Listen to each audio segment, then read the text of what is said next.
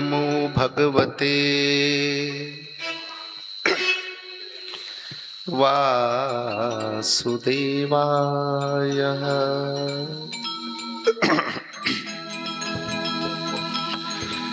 कृष्णाय वासुदेवाय हरये परमात्मने प्रणतक्लेशनाशाय गोविन्दाय नमो नमः। राधा कृष्ण स्वरूपां कृष्णं राधा स्वरूपिणो निकुञ्जस्तं महात्मानं गुरुरूपं सदा भजे। गुरुर्ब्रह्मा गुरुर्विष्णु गुरुदेवो महेश्वरा गुरु साक्षात् परं ब्रह्म तस्मै श्री गुरुवे नमः। अखंड मंडलाकारं व्याप्तं येन चराचरं तत्पदं दर्शितं येन तस्मै श्री गुरुवे नमः। कथा प्रारंभ होत है सुनो बीड़ा पाणी माँ, कंठ बसो तुम आज मेरे हे वरदायिनी माँ। पूर्ण ब्रह्म कृपा निधान सुन के सौ करतार, गरीब दास मुझ दीन की रखियो बहुत संभाल। जय जय श्री राधा रमण जय जय नवल किशोर, जय गोपी चित चोर प्रभु जय जय माखन चोर। बोलिए शिव वृंदावन बिहारी लाल की श्री बांके बिहारी लाल की जय हो। राधा वल्लभ भगवान की जय राधा माधव सरकार की जय बाल कृष्ण लाल की जय श्रीमद् भागवत महापुराण की बाबा श्री श्रवण दास जी महाराज की पूज्य पा स्वामी श्री दयाल दास जी महाराज की सतगुरु भूरी वालों की सतगुरु रकवे वालों की सतगुरु गौवा वालों की सतगुरु गंगानंद जी महाराज की अपने अपने गुरुदेव भगवान की बोलो माजरा धाम की जय। बोलो भाई सब संतन की जय। बोलो भाई सब भगतन की जय। जय जय श्री राधे जय जय श्री राधे जय जय श्री राधे श्याम।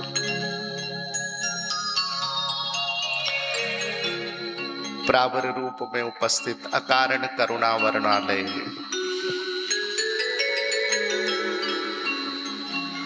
भगवान श्री कृष्णचंद्र का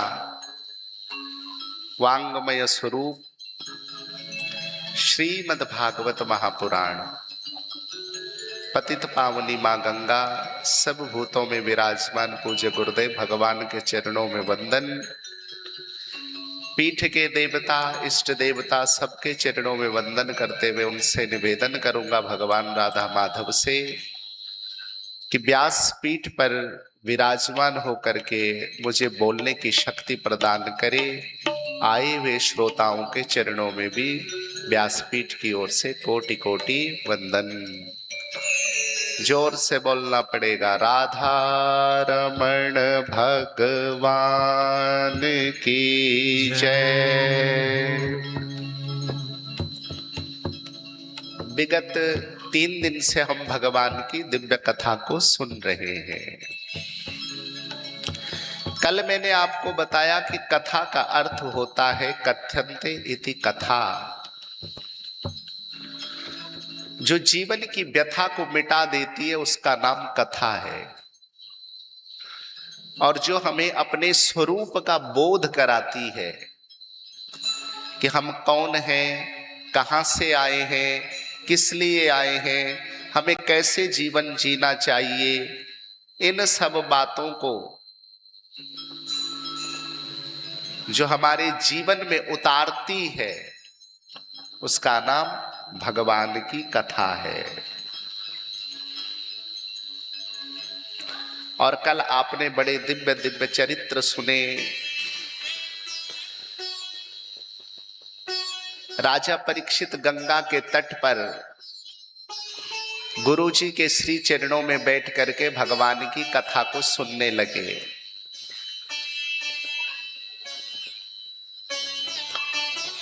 परीक्षित ने अपने पुत्र जन्मजीय को राजगादी दी और गुरु चरणों में बैठ करके भगवान की कथा को सुनने लगे। दो प्रश्न किए हैं सुखदेव मुनि से, जीव को सदा सदा क्या करना चाहिए और जिसकी मृत्यु नजदीक हो उसको क्या करना चाहिए।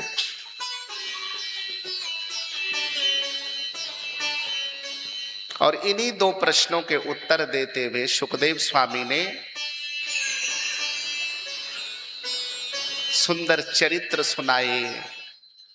उद्धव जी का विदुर जी से मिलना सुनाया, भगवान के स्वधाम गमन की लीला को सुनाया। और मेरे भाई बहन, उद्धव जी बद्रीनाथ धाम को गए और विदुर जी महाराज हरिद्वार में मैत्रेय मुनि के आश्रम में रह करके भगवान की कथा का श्रवण करने लगे। कल चतुर्थ स्कंद की कथा में आपने दक्ष प्रजापति का भगवान शिव के साथ जो संवाद हुआ उसको सुना। सती के चरित्र में आपने देखा कि मां सती योगाग्नि में जल करके राख की डली हो गई और उनका अगला जन्म पार्वती का हुआ। जय जयकार हुई।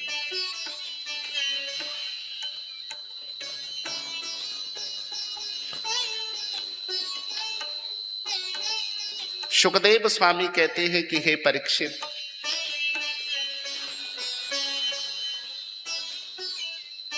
स्वयंभू मनु के दो पुत्र भी हैं,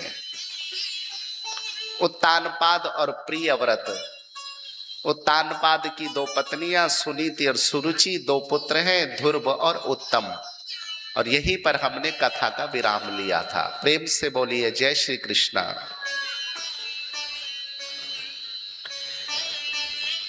मेरे भाई बहन, जब हम किसी सत्संग में जाते हैं, किसी यज्ञ में जाते हैं, तो उस यज्ञ में, उस सत्संग में जाने के लिए हमारे अंदर कुछ योग्यताएं होनी चाहिए। जैसे पाठशाला में जाने के लिए योग्यता होनी चाहिए, ठीक उसी प्रकार से कथा में जाने के लिए भी हमारे पास योग्यता होनी चाहिए। कौन सी योग्यता होनी चाहिए? सत्संग श्रवण करने के लिए मैं हर साल आपको बतलाता हूं, पर आप याद नहीं रखते।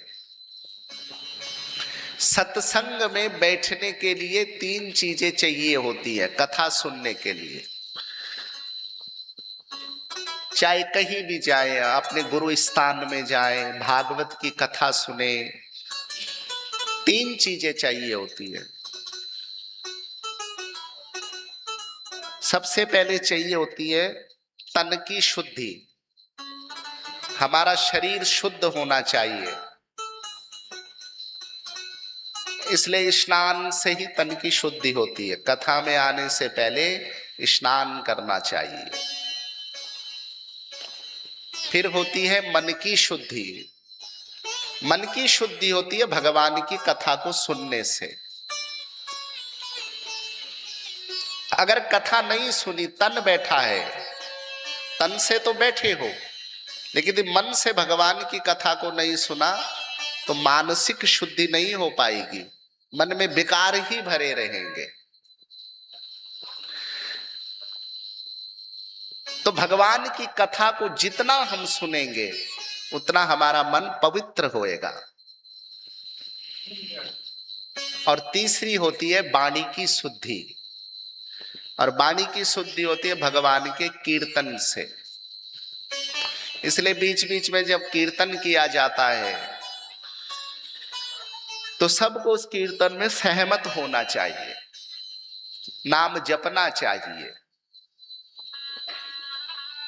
और जब वाणी शुद्ध होती है तो तब हमारा एक एक इंद्रिय शुद्ध होने लग जाती है।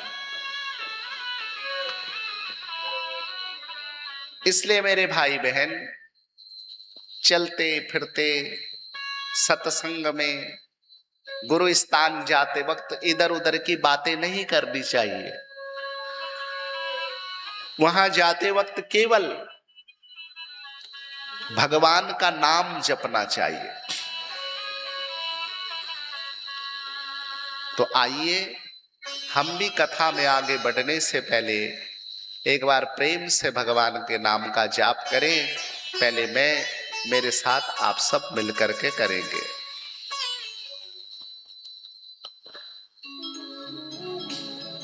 हरे राम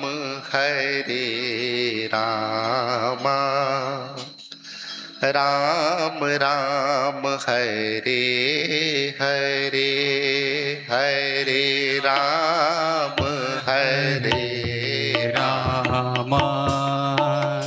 राम राम हरे हरे,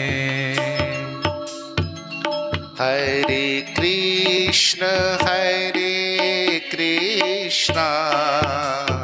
कृष्ण कृष्ण हरे हरे, हरे कृष्ण कृष्ण कृष्ण हरे हरे, हरे राम राम राम हरे हरे, हरे राम राम राम हरे हरे। सभी गाइए।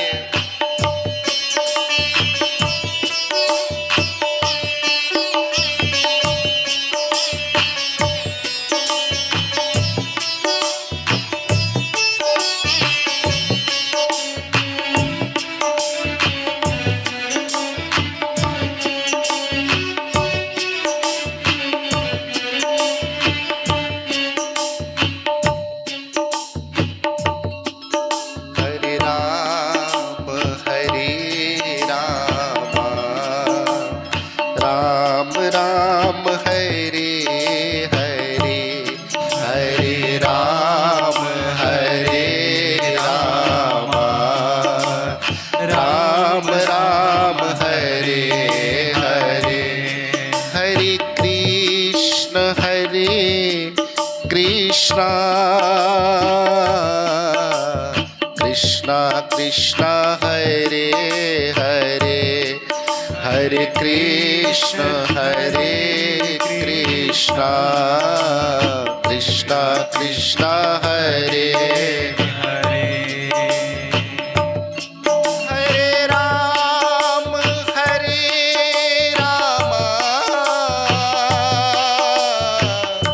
हे राम राम हरे हरे, हरे राम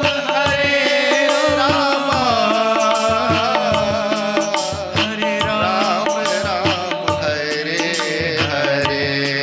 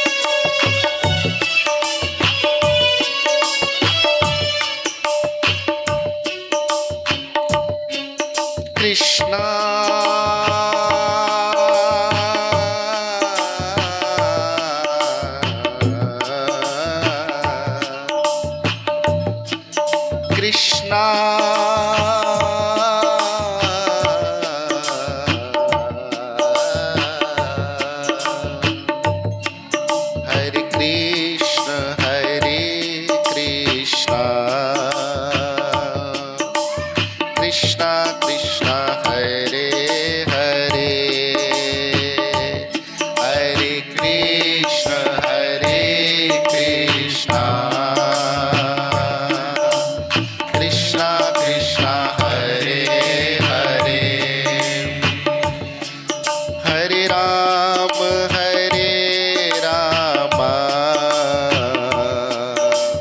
राम राम हरे हरे, हरे राम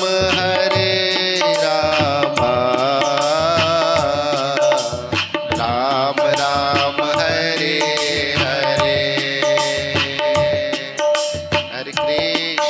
हरे कृष्ण कृष्ण कृष्ण हरे राम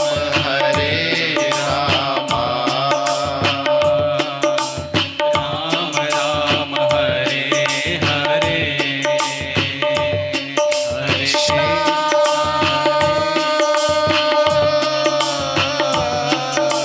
कृष्ण कृष्ण कृष्ण हरे हरे, कृष्ण राम राम हरे कृष्ण हरे, कृष्ण हरे हरे, हरे राम राम राम हरे हरे, हरे कृष्ण कृष्ण कृष्ण हरे हरे, हरे राम राम राम हरे हरे, हरे कृष्ण कृष्ण कृष्ण हरे हरे, हरे राम राम राम हरे हरे, हरे कृष्ण कृष्ण कृष्ण हरे हरे, कृष्ण कृष्ण हरे हरे, कृष्ण कृष्ण हरे हरे, कृष्ण कृष्ण हरे हरे, कृष्ण कृष्ण हरे हरे, हरे राम राम राम हरे हरे, हरे कृष्ण कृष्ण कृष्ण हरे हरे। इस प्रकार से रसना पवित्र हुई।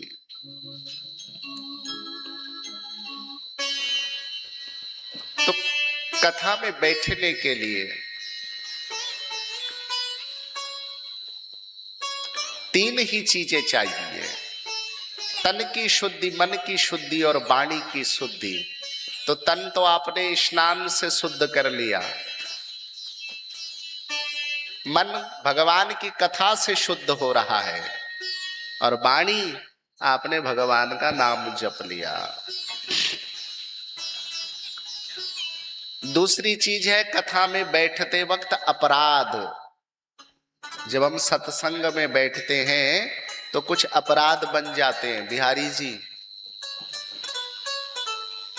कौन से अपराध बनते हैं? कथा में बैठ करके भगवान का ध्यान न करना, सत्संग के बीच में बिना मतलब की बातें करना। जैसे किसी का फोन आ जाए, कहीं सत्संग में गए होते हैं, बीच में लोग सुनने लग जाते हैं, तो ये भी अपराध है। और भगवान की सेवा की तरफ, जिधर भगवान का स्वरूप रखा, पैर फैला करके बैठना, कथा को बीच में छोड़ करके चले जाना, ये छोटे छोटे अपराध हैं। तो इन अपराधों से बचना चाहिए, यही श्रोता का परम धर्म है। इसलिए जब कभी भी सत्संग में जाएं, भगवान की कथा में जाएं, गुरु घर में जाएं, तो अनावर्त बातें न करें। केवल अपनी मन की वीणा के तारों को भगवान के श्री चरणों में लगाएं। और जब वीणा के तार भगवान के श्री चरणों में लग जाएंगे तो तब संसार अच्छा नहीं लगेगा, तब बातें अच्छी नहीं लगेंगी, तब केवल कृष्ण की खुमारी चढ़ जाएगी, नाम की खुमारी चढ़ जाएगी। और जब नाम की खुमारी चढ़ जाएगी तो जीवन बदल जाएगा। प्रेम से बोलिए जय श्री कृष्णा। इसलिए मेरे भाई बहन, क्षण भंगुर जीवन की कलिका, कल प्रात को जाने खिले न खिले। मलयाचल की शशि शीत सुगंध, कल प्रात को जाने बहे न बहे। हरि रसना हरि नाम सुमर, कल प्रात को जाने हिले न हिले। हम सोचे कि कल सुन लेंगे कथा को, आज हम घर के काम कर लेते हैं, लेकिन संत महापुरुष कहते हैं कि कल का पता नहीं है, कल आए ना आए जीवन में, कल आए ना आए किसने देखा।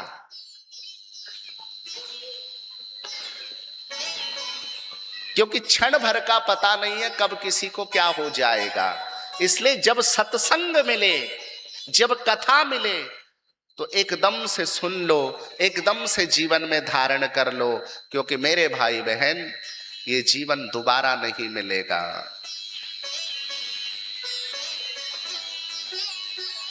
पंजाब के बड़े प्रसिद्ध कवि हुए नत्था सिंह जी, और नत्था सिंह जी कहते हैं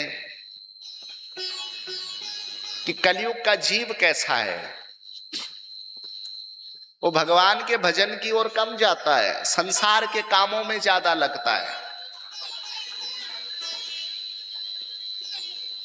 बाल अवस्था खेल गवायो, जब छोटा है तो खेल खिलौने में लग जाता है। आई जवानी विषयों में भरमायो, जब जवानी चढ़ गई तो विषयों की ओर दौड़ गया। और जब बुढ़ापा आया, शक्ति खत्म हो गई, तब भगवान का नाम याद आता है पर फिर जपा नहीं जाता। तो नत्था सिंह जी कहते हैं, जीवन खत्म हुआ तो जीने का ढंग आया। जब बूढ़े हो गए तब जीने का ढंग आया, समझ आया कि कैसे जीना चाहिए। जीवन खत्म हुआ तो जीने का ढंग आया।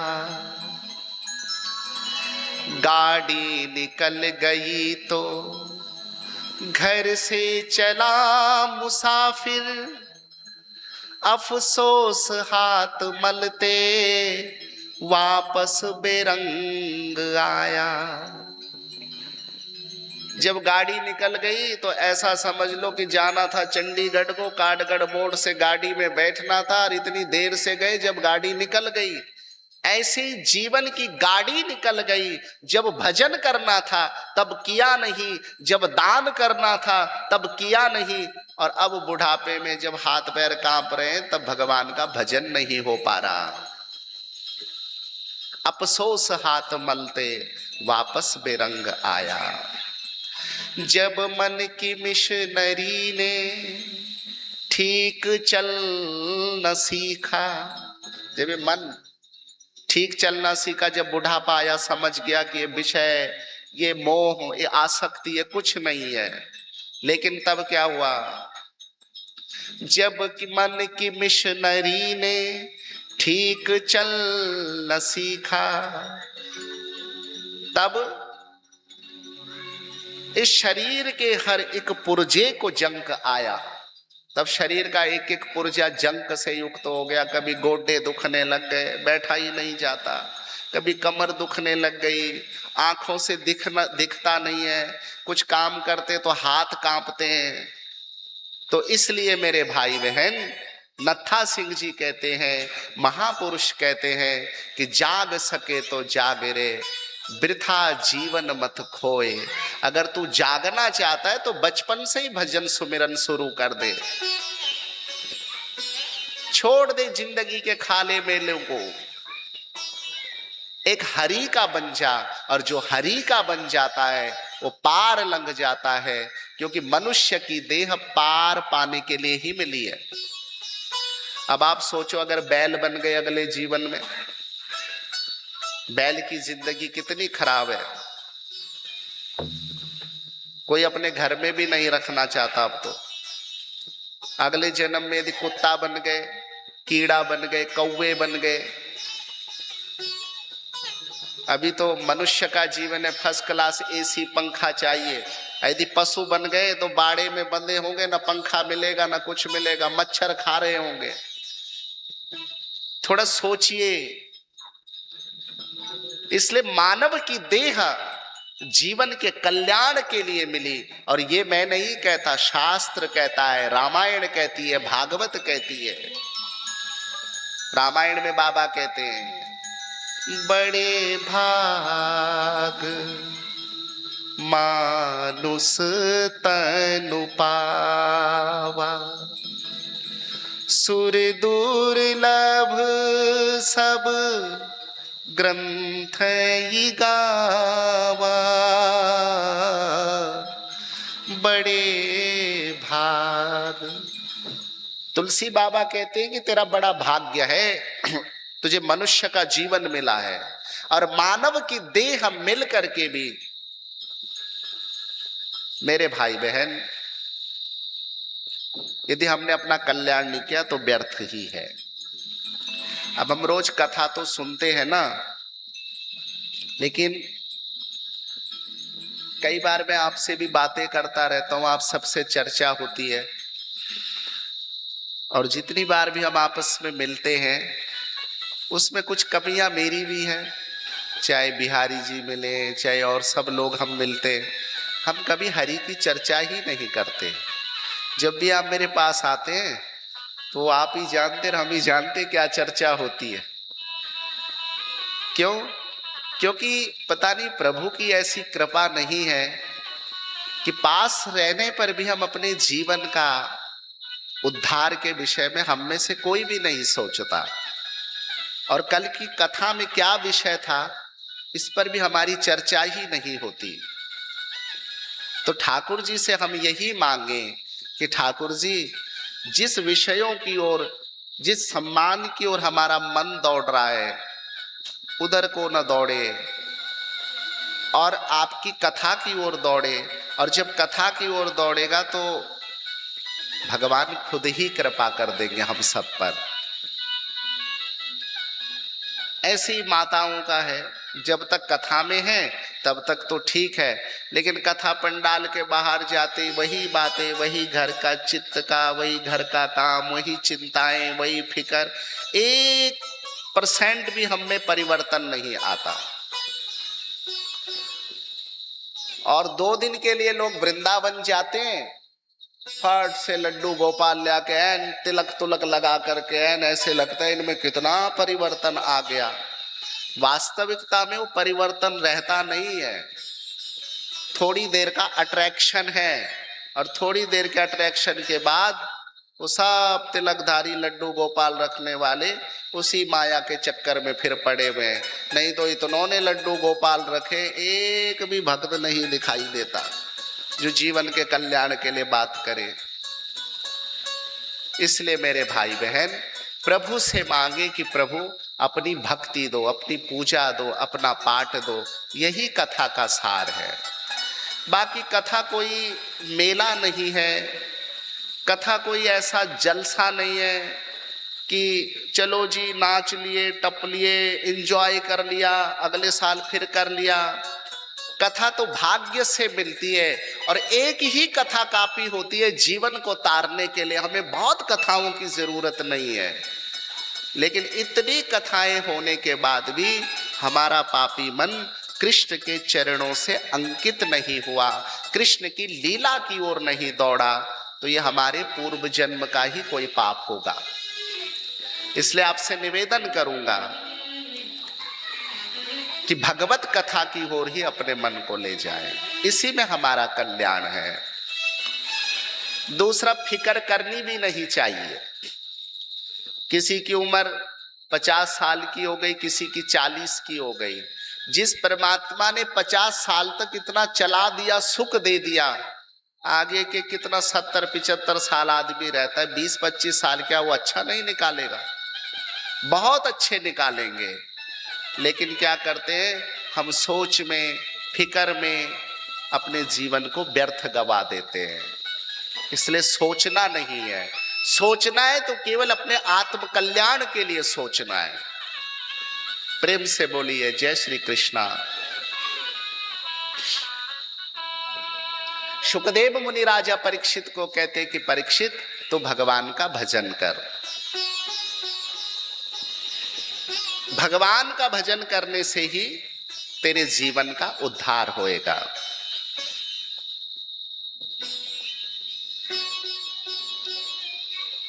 परीक्षित पूछता है कि आपने मुझे बताया कि ध्रुव को उसकी मां ने गोद से नीचे गिरा दिया, तो मैं ये जानना चाहता हूं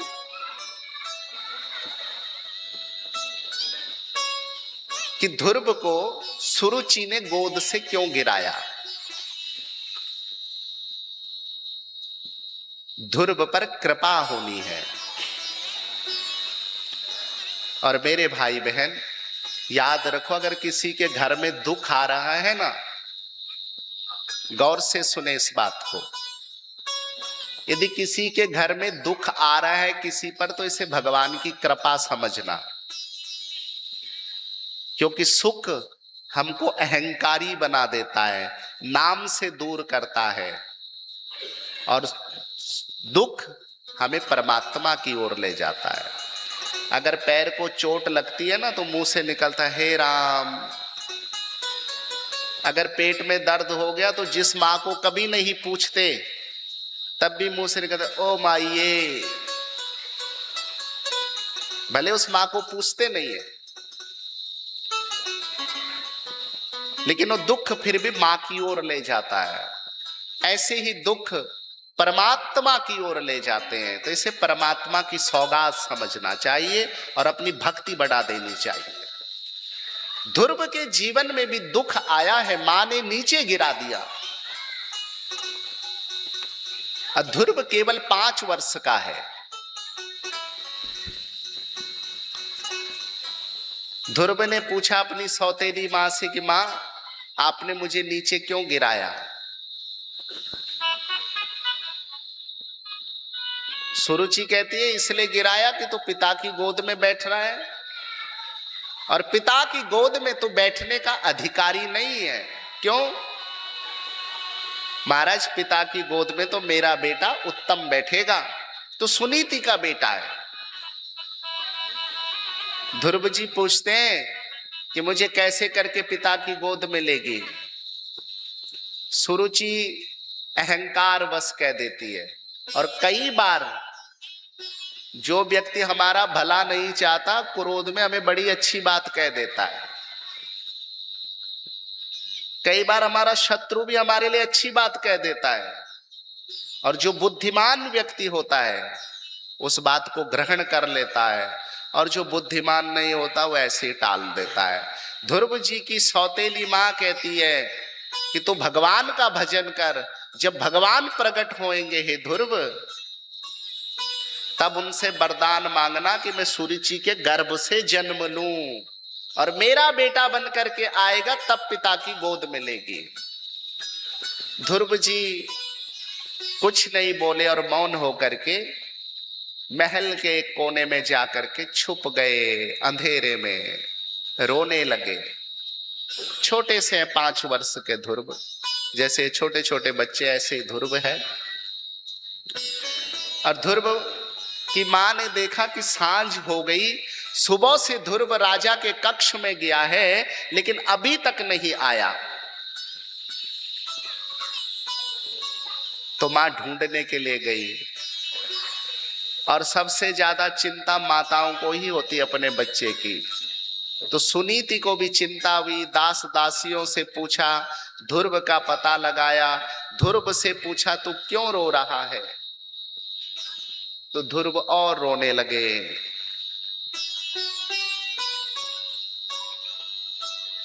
मातु सपत्न्या सदुरोक्त बुद्धि स्वसन्दुषा दण्ड हतो यथाहि हित्वा मिषन्तं पितरं सन्नवाचं जगाम मातुं प्ररुदन् सकाशम्। जब सुरुचि माता ने अपने वचन ध्रुव के लिए बोले तो ध्रुव ऐसे तड़फा जैसे कोई किसी सर्प को डंडा मार दे। तो अपनी मां सुनीति से कहते हैं कि मैया, छोटी मां ने मुझे बहुत डांटा, पिता की गोद में नहीं बैठने दिया, नीचे पटक दिया। हे मैया, मेरा कल्याण कैसे होएगा? और जो अच्छी माताएं होती हैं कभी अपने बच्चों को बुरी शिक्षा नहीं देती। सुनीति का अर्थ होता है नीति से चलने वाली। उसने ध्रुव को ये नहीं कहा कि तेरी मां ने गलत कहा। उसने बोला, हे बेटा, तेरी मां ने अच्छाई तो कहा, तू भगवान का भजन कर, और भगवान का भजन करने के बाद भगवान प्रकट हो जाएंगे।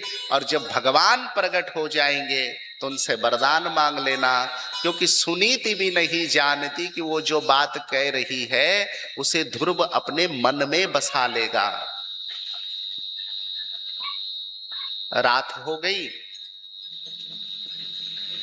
सुनीति सो गई, ध्रुव को नींद नहीं आई। ध्रुव चुपके से उठे और जंगल की ओर चले गए। मार्ग में नारद जी मिले। नारद जी ने बड़ा समझाया, अरे ध्रुव कहाँ जा रहा है? कहा, महाराज मैं तो भगवान का भजन करने जा रहा हूं। नारद जी ने अपनी माया दिखाई। कहा, देख कितने कितने साल हो गए इन संतों को, नीचे सिर किया, ऊपर टांगे किया, अभी तक परमात्मा के दर्शन नहीं हुए। कोई कांटों की सैया पर सो रहा है, परमात्मा भी नहीं आए। पर ध्रुव के मन में तो एक ही लालसा है, परमात्मा को पाने की। सो नारद बाबा से कहता है कि हे बाबा, यदि मुझे देना चाहते हो तो उत्तम ज्ञान दीजिए, मैं पीछे जाने वाला नहीं हूं, और मेरे पर कृपा कर दीजिए, मेरे पर कृपा कर दीजिए। नारद जी ने देखा कि शिष्य अच्छा है। पहले संत लोग गुरु मंत्र भी जांच परख करके देते थे, अब तो गुरु मंत्र आसानी से मिल जाता है, पर पहले संत महापुरुष जिस किसी को गुरु मंत्र नहीं देते थे। नारद जी ने जब पूरी परीक्षा कर ली ध्रुव की, तब गुरु मंत्र दिया। ओम नमो भगवते वासुदेवाय, मंत्रेणानेन देवस्य कुर्याद दर्भ्यमयीं बुधाः। ओम नमो भगवते वासुदेवाय। हे ध्रुव, इस मंत्र का जाप करना और भगवान की छोटी सी मूर्ति बालुका की बना करके रोज उसको फूल चढ़ाना, फल चढ़ाना, उसको प्रणाम करना, और हे ध्रुव तेरा कल्याण हो जाएगा, तेरा कल्याण हो जाएगा। ध्रुव प्रसन्न चित्त हो गए और भगवान को याद करने लगे कि नारायण आ जाओ। ओम नमो भगवते वासुदेवाय, ओम नमो भगवते वासुदेवाय। हे प्रभु, अब तो कृपा कर दो। हरि जी मैं तो डोल रहा हूँ वन में। ध्रुव भगवान को कहते हैं, प्रभु मैं डोल रहा हूं वन में।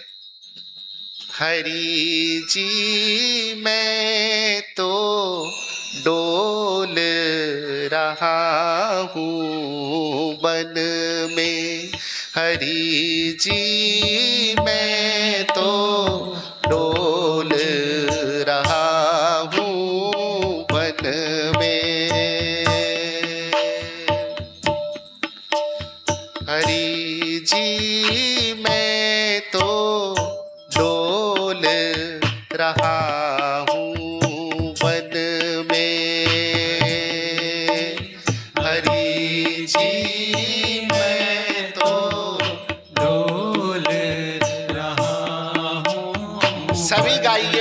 साथ सब गाएंगे।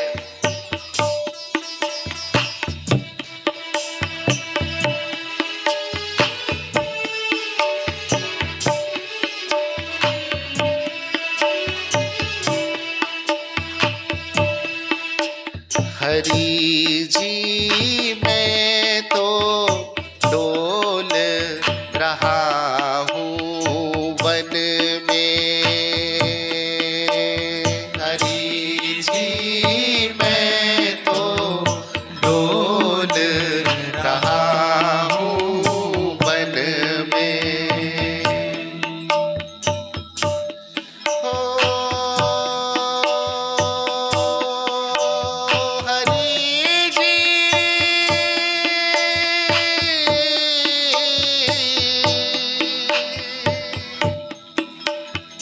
हो हरि जी मैं तो डोल रहा हूँ वन में। हरि जी मैं तो डोल रहा हूँ वन में।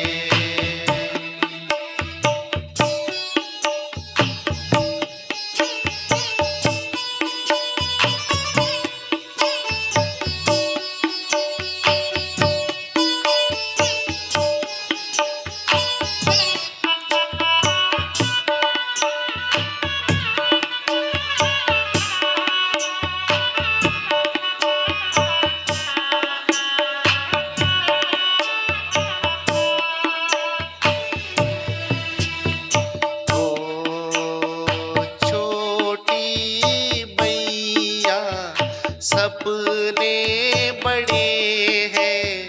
छोटी मैया सपने बड़े हैं।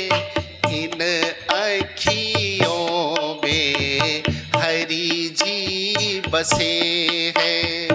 इन अखियों में हरि जी बसे हैं। हरि जी मैं तो डोल रहा हूँ वन में। हरि जी मैं तो डोल रहा हूँ वन में। पीछे से सब माताएं भी गाएंगी, दोनों हाथ उठा करके। श्री राधे।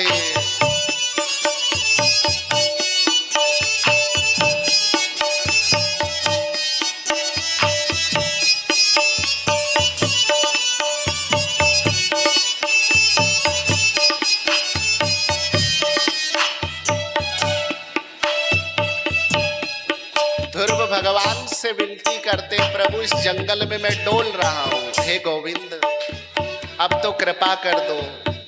नारद बाबा बीच में फिर आए, बाबा को प्रणाम किया ध्रुव ने और पूछा कब आएंगे हरि। कहा जितने इस पीपल के वृक्ष पे पत्ते हैं ना, अभी इतना समय लग जाएगा। ध्रुव का विश्वास और बढ़ गया, कैसे रिझाऊं उन्हें। नारद बाबा कहते हैं प्रभु को चंदन और बंदन पसंद है ध्रुव, इसलिए चंदन और बंदन कर आ जाएंगे। ध्रुव मौन हो गए। चंदन चढ़ाऊं बंदन करूं मैं। चंदन चढ़ाऊं बंदन करूं मैं। ओ मेरे प्यारे हरि, ओ मेरे प्यारे हरि, ओ मेरे प्यारे हरि, ओ मेरे प्यारे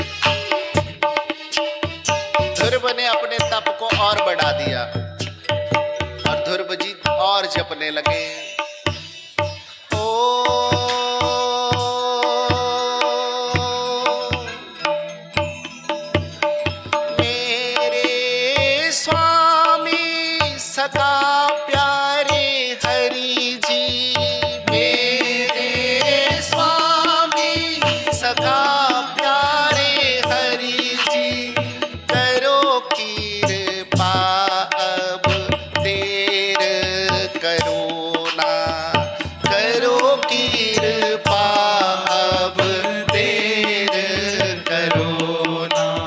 3 महीने बीत गए और ध्रुव ने सब खाना पीना छोड़ दिया। ओम नमो भगवते वासुदेवाय, ओम नमो भगवते वासुदेवाय। चौथा महीना भी बीत गया, केवल हवा पीने लगे, इंद्र का सिंहासन डोलने लगा। कौन कर रहा होगा ये भजन, कौन कर रहा होगा ये तप। स्वर्ग लोक में चर्चा फैलने लगी, प्रकृति झूमने लगी। परमात्मा प्रभु के, परमात्मा दीन दयाल वत्सल हरि ध्रुव के पास आने लगे।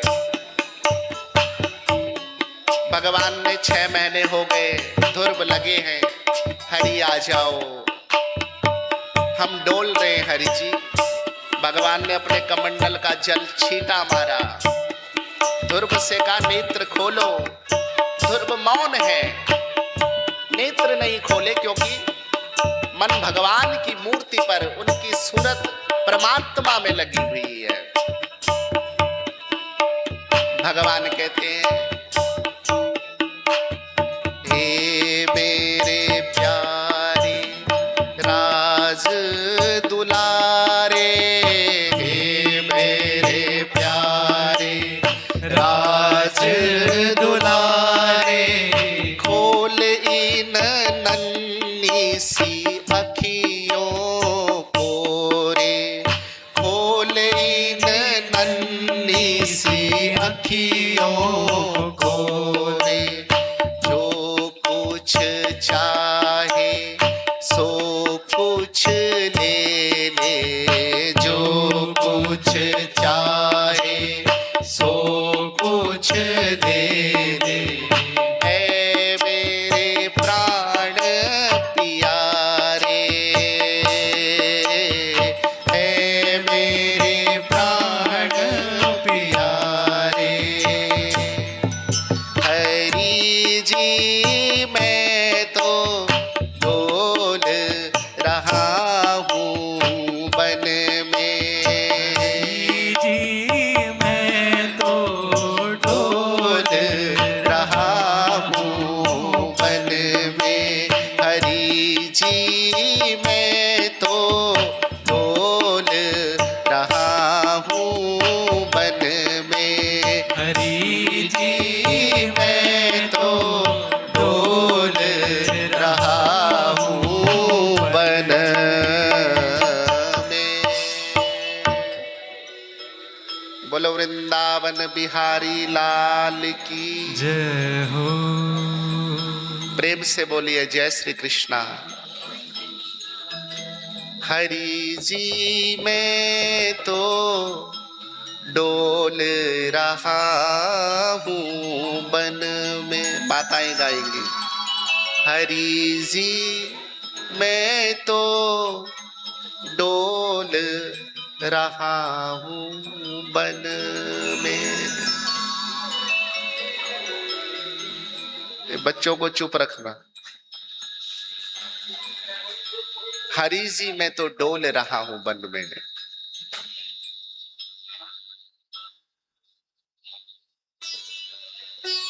ध्रुव कहते हैं परमात्मा आ जाओ, और प्रभु प्रकट हो गए। प्रभु ने अपना वरद हस्त, अपना शंख ध्रुव के कपोल पर लगाया। ध्रुव से कहा कुछ बोलो, लेकिन ध्रुव ने जब प्रभु को देखा, भगवान इतने सुंदर हैं कि उनको देख करके ध्रुव की समाधि लग गई, टकटकी, मानो सम्मोहन हो गया हो ध्रुव को। जब बोला न गया, भगवान ने कहा मेरे प्यारे कुछ तो बोल। और तब ध्रुव ने भगवान की स्तुति की। योवन्तः प्रविश्य मम वाचमिमां प्रसूप्तां संजीववत्यखिल शक्तिधरा स्वधाम्ना अन्यास्तहस्तचरण श्रवणत्वगादि प्राणान्नमो भगवते पुरुषाय तुभ्यम। हे भगवान, आप हमारे आने की शक्ति हो, आप हमारे जाने की शक्ति हो, आप बोलने की शक्ति हो। हे गोविंद, आप हमारे प्राण हो, अगर हम चलते हैं तो वो शक्ति भी आप ही हो। सब कुछ आप हो गोविंद। अरे ध्रुव, अब कुछ चाहिए तो मांग लो। भगवान को देख के ध्रुव कहते हैं अब मेरे को कुछ नहीं चाहिए, आप दिख गए हो, बस मैं धन्य धन्य हो गया। लेकिन यदि फिर भी जिद करते हो, देना ही चाहते हो, तो एक काम करिए, भक्ति मुहु प्रवतताम त्वयि में प्रसंगो, कि मुझे अपनी भक्ति दे दीजिए, अपने भक्तों का संग दे दीजिए, अपनी कथा को दे दीजिए। यही भगवान से मांगना चाहिए। इनमें से कौन कौन भक्ति मांगता है, जरा हाथ खड़ा करना। एक माता, दो माता, सभी झूठी बोल रहे हैं, कोई भी नहीं मांगता। सारे पोता मांगते हैं, या फिर लड़के का ब्याह नहीं हो रहा वो मांगते हैं। आज बौड़ी जाके किस किस ने भक्ति मांगी? किसी ने भी नहीं। जो भक्ति मांगता है वो कुछ नहीं मांगता। और क्योंकि जब भक्ति आ जाती है तो घर में सब सुख आ जाते हैं। बहू भी आ जाती है और पोता भी आ जाता है, गृह लक्ष्मी भी आ जाती है, सब कुछ आता है। लेकिन भक्ति हम मांगते नहीं हैं, हम केवल मांगते हैं संपत्ति। और जब हम परमात्मा से संपत्ति मांगते हैं तो हम परमात्मा से दूर हो जाते हैं। भागवत सिखाती है कि संपत्ति से दूर रह करके परमात्मा की भक्ति की ओर जाना चाहिए, परमात्मा की भक्ति की ओर जाना चाहिए।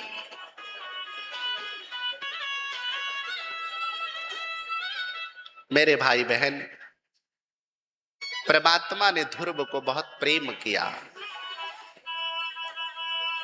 ध्रुव प्रसन्न चित्त हुए।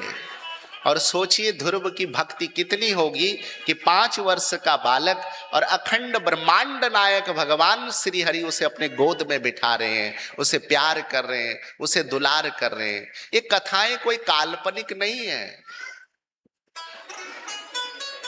ये कथाएं अपने सिद्धांतों पर खरी उतरी हैं। और मेरे भाई बहन, जीवन का सार भगवान की कथा है। ध्रुव के चरित्र को यदि हम अपने जीवन में आधा भी उतार दें तो हमारा कल्याण हो जाएगा।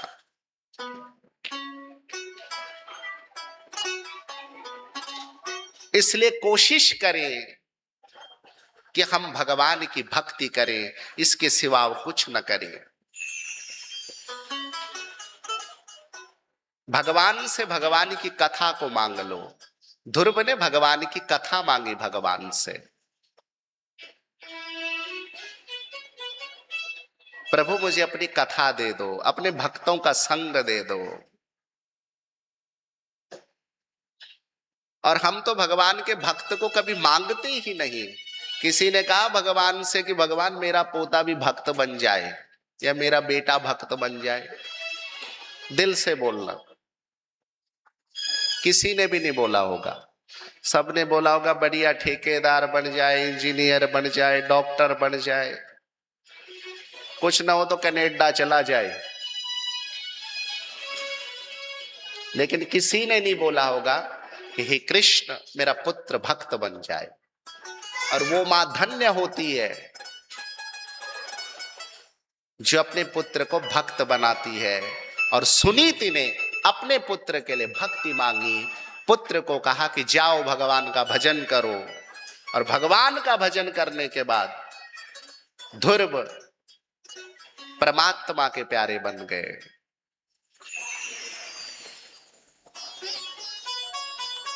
भगवान अंतर ध्यान हुए और ध्रुव अपने गृह राज्य में आए। नारद जी ने पहले ही उत्तानपाद राजा को बता दिया था कि तुम्हारा पुत्र भगवान के दर्शन करके आएगा। इसलिए राजा एक बहुत बड़ा हाथी लेकर के नगर के बाहर आया। सारे नगरवासी आए ध्रुव का सत्कार करने के लिए। ध्रुव को एक ऊंचे हाथी पर बिठा करके पूरे नगर की यात्रा कराई गई और प्रथम दर्शन मां सुरुचि का किया। सुरुचि के पैरों को पहले छुआ है ध्रुव ने। सब कहने लगे सुरुचि ने तो तुम्हारे साथ अच्छा व्यवहार नहीं किया, फिर तुमने सुरुचि के पैर क्यों छुए? ध्रुव कहता है कि मैंने सुरुचि के पैर इसलिए छुए कि मां सुरुचि ने चाहे किसी भी प्रकार से मुझे दुख दिया, लेकिन मेरा दुख उसने परमात्मा की तरफ मुझे दौड़ाया, इसलिए मुझे पार लगाने वाली मां सुरुचि ही है, मैं उसको वंदन करता हूं। और भक्त ऐसा ही होता है, शत्रु कितने भी हों वो अपनी मुस्कान से सबके दिल को जीत लेता है। और जो भजनानंदी नहीं होता, जो भक्त नहीं होता, उसे जल्दी क्रोध आ जाता है। महात्मा बुद्ध जब बुद्ध बन गए तो उनके साथ पढ़ने वाले लड़के, राजकुमारों के लड़के, जब उन्होंने सुना कि महात्मा बन गए हैं बुद्ध, तो उनको बड़ी हंसी आई। कई बार ऐसे होता है ना, हमारे साथ पढ़ने वाला लड़का संत बन जाए या किसी बड़ी उस पे चले जाए आध्यात्म के, तो हमें लगता है तो हमारे साथ ही था, इनु केड़े इसने तपस्या की, ऐसे भाव आ जाते हैं। तो बुद्ध के लिए भी उसके मन में उनका एक मित्र था, उसके मन में भाव आया कि इसने कहां भजन किया होगा, और वो आता है और आकर के बुद्ध के मुंह पे थूक देता है। लेकिन बुद्ध जब वो आंखें खोलते हैं, देखते हैं तो मुस्कुराते हैं, कुछ भी नहीं बोलते और थूक को साफ कर लेते हैं। वो दूसरे दिन आता है, फिर आकर के फिर थूक देता है, बुद्ध फिर मुस्कुराते हैं और अपने थूक को साफ कर लेते हैं। ऐसे वो 10-11 दिन प्रतिदिन आता और थूक जाता, लेकिन बुद्ध मुस्कुराते। 11वें दिन वो बुद्ध के चरणों में गिर पड़ा, कहने लगा वास्तविकता में आप संत हैं, मैंने आपके ऊपर इतने दिन थूका, लेकिन आपके चेहरे की मुस्कान ज्यों की त्यों बनी रही, यही साधु का लक्षण है। और मेरे भाई बहन, जो मिनट में तमा जाए वो कहाँ साधु कहाँ साधक हो सकता है? साधक तो वही है जो कभी क्रोध ही न करे, जो सामर्थ्यवान होने के बाद भी अपने बल का प्रदर्शन न करे, जो सदैव करुणा से युक्त है, वही तो भगवान का भक्त है। और ध्रुव भगवान के परम भक्त है। जय जयकार हुई। ध्रुव अपनी मैया सुनीति के साथ बहुत दिन बिताने लगे। सुनीति मां बड़ा प्रसन्न है ध्रुव के साथ में। ध्रुव भगवान का स्वरूप अपनी मां सुनीति को बताते हैं। सुनीति पूछती है कि भगवान कैसे थे, तूने जंगल में क्या खाया, तू कैसे रहा, मैं तो सो रखी थी, तू चला गया था। ध्रुव ने कहा, री मैया, जब तू सो गई थी तो मैं दबे पैर चला गया था, और मार्ग में मुझे नारद बाबा मिले, और नारद बाबा ने मुझे 12 अक्षर मंत्र का जाप दिया। हे मां, तू भी इस मंत्र का जाप किया कर। ये ध्रुव, सच में तुझे नारद बाबा ने मंत्र की दीक्षा दी? हाँ हाँ भैया, मुझे तो नारद बाबा ने ही मंत्र की दीक्षा दी। फिर तू कहाँ गया? बस नारद बाबा ने कहा थोड़ी दूर पे मधुबन है, भगवान की बालुकामयी मूर्ति बना करके रोज इस 12 अक्षर मंत्र से उन्हें पत्र पुष्प चढ़ाना, प्रभु आ जाएंगे। कुछ दिन बीते मां, तो भगवान आए ही नहीं। फिर नारद बाबा आए, मैंने पूछा कब आएंगे? कहा जितने इस पीपल के वृक्ष पर पत्ते हैं उतने दिनों बाद प्रभु आएंगे। और मेरा विश्वास बढ़ गया, और प्रभु ने उतना समय नहीं लगाया, मां 6 मास में ही गोविंद आ गए। कैसे दिखते थे गोविंद? और भगवान के सुंदर स्वरूप को अपनी मां को दर्शन कराया। जय जयकार हुई, देवताओं ने फूलों की वर्षा की। बोलिए आनंद कंद भगवान की। जय हो। उत्तानपाद राजा ने कहा कि मैं तो अब संन्यास लेना चाहता हूं, हे पुत्र तुम राजा बनो। ध्रुव को राज सत्ता में कोई दिलचस्पी नहीं है, क्योंकि भगवान ने वरदान दिया कि 36,000 वर्ष तक तुम धरती का राज करोगे और फिर ध्रुव लोक को प्राप्त करोगे। ध्रुव को ये चीजें अच्छी नहीं लगती, उसे केवल गोविंद का भजन अच्छा लगता है। पर पिता ने जबरदस्ती की तो ध्रुव राजगादी पर बैठ गए और ध्रुव ने ऐलान किया कि हर जगह श्रीमन नारायण श्रीमन नारायण, ओम नमो भगवते वासुदेवाय, बस इसी मंत्र का जाप चलता रहे, हमारा राज्य हरि के द्वारा सुरक्षित रहेगा। ध्रुव का भाई है उत्तम, दोनों भाई बड़ी प्रसन्न चित्त रहते हैं। लेकिन एक दिन अलकावलीपुरी पर उत्तम घूमने के लिए गया। उत्तम थोड़ा अहंकारी है, क्रोधी है, और एक यक्ष ने उसका कोई अपराध कर दिया तो यक्षों के साथ ध्रुव जी का बड़ा युद्ध हुआ। उत्तम मारा गया। ध्रुव जी ने बहुत सारे यक्षों को मार दिया। तब आकर के ब्रह्मा जी ने समझाया कि पुत्र ये सब उत्तम नहीं है, किसी एक की गलती पर सबको दंड देना ये राजा का धर्म नहीं है। तुम राजा हो, बुद्धिमान हो, भक्त हो, इसलिए छोड़ दो इस हिंसा को।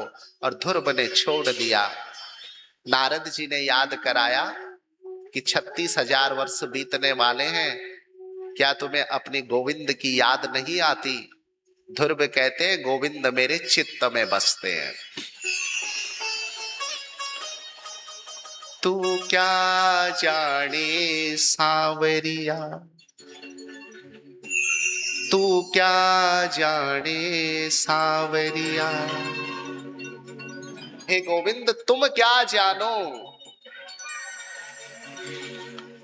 कि यादें क्या होती हैं, तुम क्या जानो गोविंद तुम्हारे साथ बिताए हुए पल क्या होते हैं। और तब ध्रुव ने भगवान को याद किया। भगवान के पार्षद विमान लेकर के आए, बैठो बैठो इस विमान में। ध्रुव कहने लगे नहीं नहीं, मेरी माँ ने मेरे लिए बड़े कष्ट सहे हैं, इसलिए इस विमान में मेरी माँ पहले बैठ करके जाए तब मैं जाऊंगा। भगवान के पार्षदों ने कहा कि पुत्र का किया हुआ तप माता पिता को स्वतः ही मिल जाता है। तुम्हारी माँ तुमसे पहले देखो ध्रुव लोक को जा रही है, परमात्मा के लोक को जा रही है, इसलिए बैठो। और ध्रुव उस विमान पर बैठ करके ध्रुव लोक को चले गए। और आज भी ध्रुव तारे के रूप में आकाश पर चमकते हैं। बोलो वृंदावन बिहारी लाल की जय। आइए एक बार भगवान के नाम का कीर्तन करें, सभी ताली सेवा करते हुए। मेरी गली विच आशा माँ रात हो जाऊं चांदनिया, मेरी गली विच आशा माँ रात हो जाऊं चांदनिया, मेरी गली विच आशा माँ रात हो जाऊं चांदनिया, मेरी गली विच आशा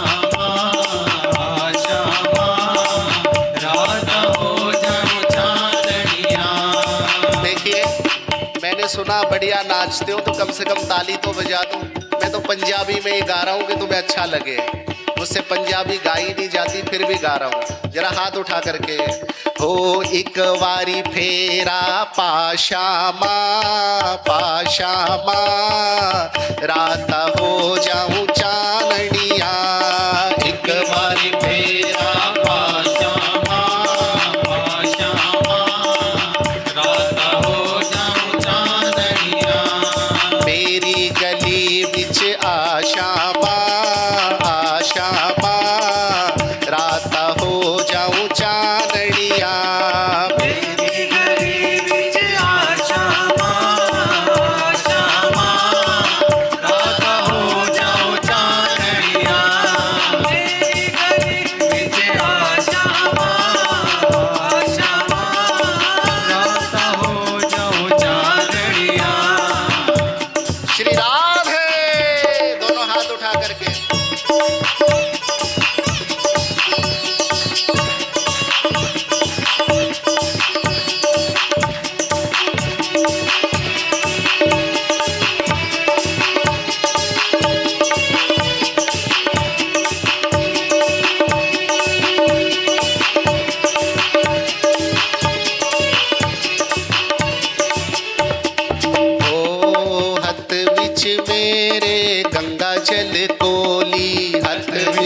मेरे गंगा जल डोले हथ विच मेरे गंगा जल कोली हथ विच मेरे गंगा जल डोले गंगा जल कोली हाँ गंगा जल कोली गंगा जल डोली हाँ गंगा जल डोली आके चरण तो धुला श्यामा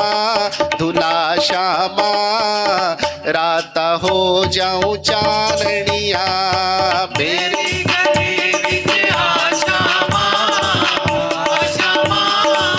रात हो जाऊं चाननिया मेरी गली विच आशा राता हो जाऊं चाननिया श्री राधे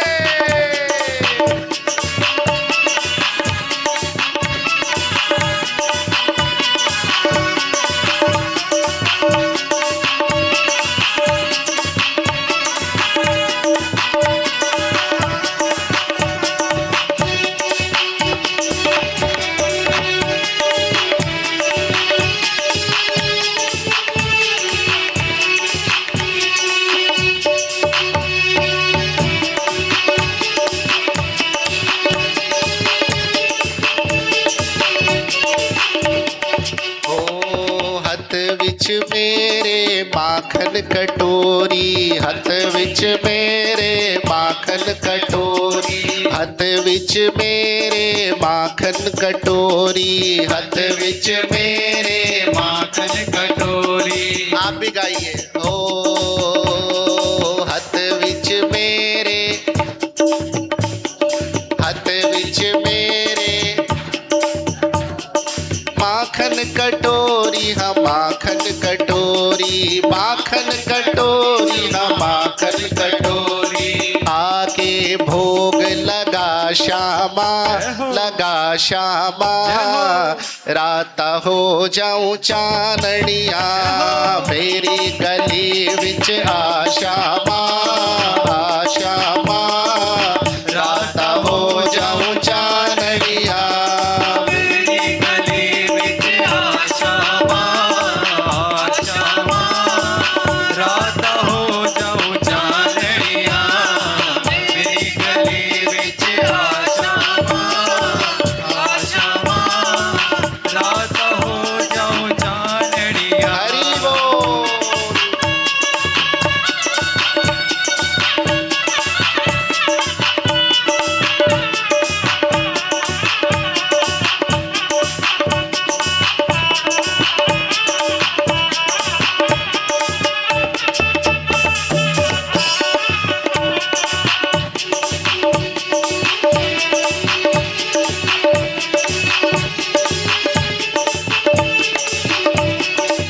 देखिए कौन कौन चाहता है कि भगवान आ जाए जो चाहता है वो हाथ खड़े कर ले भगवान की सेवा में यही कथा कीर्तन है और भगवान से कहे हथ विच मेरे रेशम की साड़ी हथ विच मेरे रेशम की साड़ी हथ विच मेरे रेशम दी साड़ी हथ विच मेरे रेशम की साड़ी हथ विच मेरे रेशम दी साड़ी हथ विच मेरे रेशम की साड़ी रेशम दी साड़ी हाँ रेशम दी साड़ी रेशम दी साड़ी हाँ रेशम की साड़ी राधा जी नो नाल तो ला श्यामा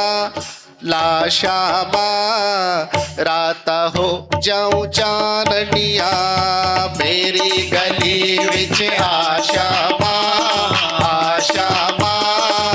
राता हो जाऊं चाननिया मेरी गली विच आशा रात हो जाऊं चाननिया मेरी गली विच श्यामा राता हो जाऊं चाननिया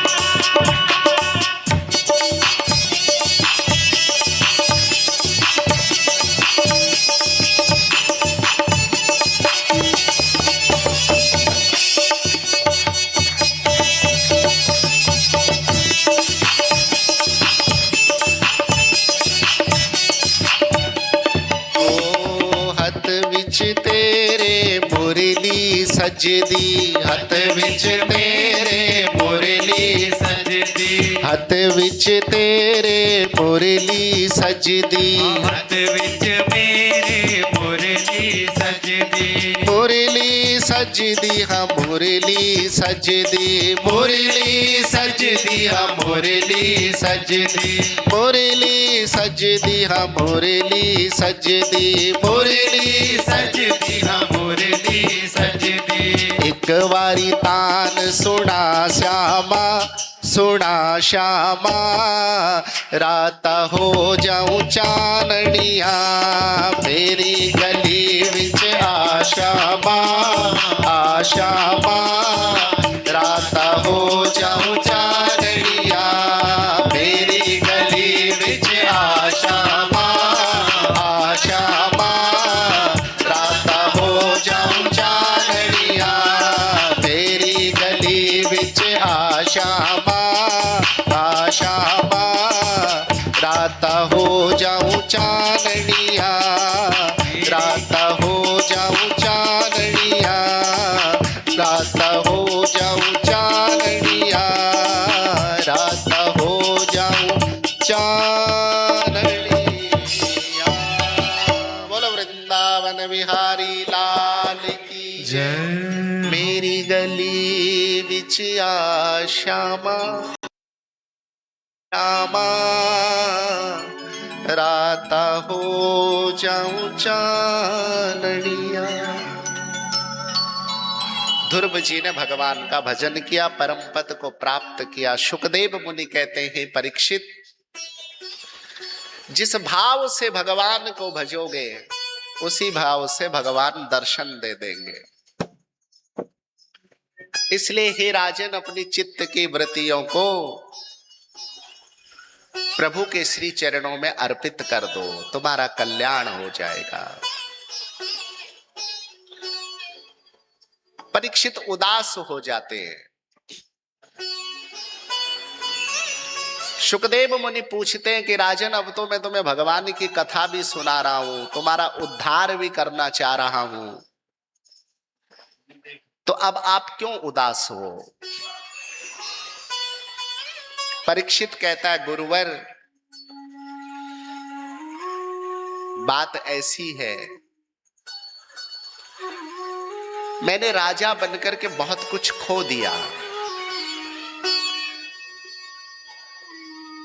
जो जीवन का परम धन भगवान की कथा, भगवान का चरित्र, आपका दर्शन, आपका संग, ये सब मैंने महलों में रह करके विषयों में अपनी बुद्धि को खो दिया।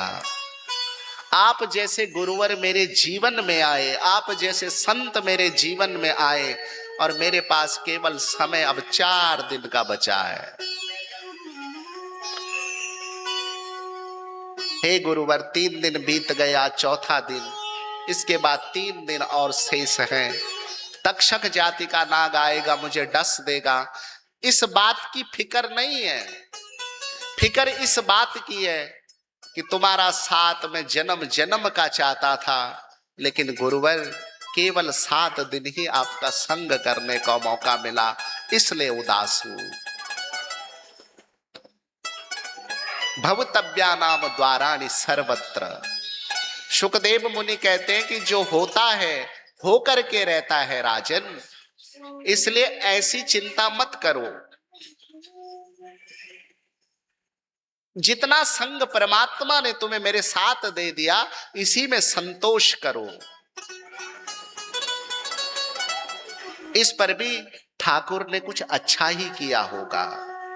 और हमारे मन में कई बार ऐसे आता है, हमारे काम खराब हो जाते हैं तो हम सोचते हैं कि हमारे साथ ठीक नहीं हो रहा, ये तो बहुत गलत हो गया। लेकिन याद रखिए, शास्त्र कहता है आपके साथ गलत कुछ भी नहीं होता। उस गलत के बाद क्या अच्छा होने वाला है, इसकी जानकारी हमें नहीं होती। परमात्मा जो कुछ करते हैं वो राइट ही होता है, वो सही होता है, वो सत्य होता है। इसलिए परमात्मा को सत्य स्वरूप कहा जाता है।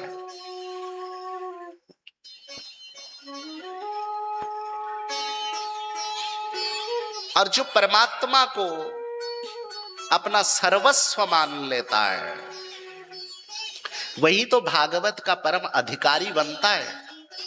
परीक्षित ने परमात्मा को अपना सर्वस्व मान लिया, श्री किशोरी राधा जी ने कृष्ण को अपना सर्वस्व मान लिया, श्री हरिदास जी ने श्री बिहारी जी को अपना सर्वस्व मान लिया, सूरदास प्रभु ने अपने गोपाल को, अपने गिरधर को, अपने कृष्ण को अपना सर्वस्व मान लिया। सूरदास कहते हैं